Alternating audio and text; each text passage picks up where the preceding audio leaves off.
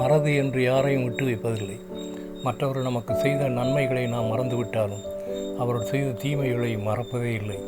அநேக நபர்களை நாம் மறக்கக்கூடாதெனவும் அவர்களும் நம்மை மறக்கக்கூடாதெனவும் நினைக்கிறோம். ஆனால் நாளடைவில் எல்லாமே மறக்கப்படுகிறது. பெற்ற பிள்ளைகளை கூட பெற்றோரை பிள்ளைகளும் மறந்து விடுகிற கொடிதான அன்பு தாழ்ச்சி காணப்படுகிற காலத்தில் நாம் இருக்கிறோம். ஆனால் தேவாதி தேவன் மட்டுமே நம்மை ஒரு நாளும் மறப்பதில்லை.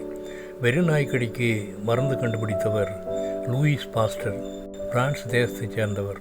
ரேபிஸ் வேக்சின் ஜெர்ம் தியரியை கண்டுபிடித்தார். அவர் 27/12/1822 முதல் 28/9/1895 வரை வாழ்ந்தார்.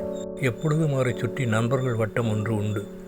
கொடிய தீங்கையும் வியாதிகளையும் உருவாக்கும் பாக்டீரியாக்களை பற்றி அவரிடம் பேசி கொண்டிருப்பார்.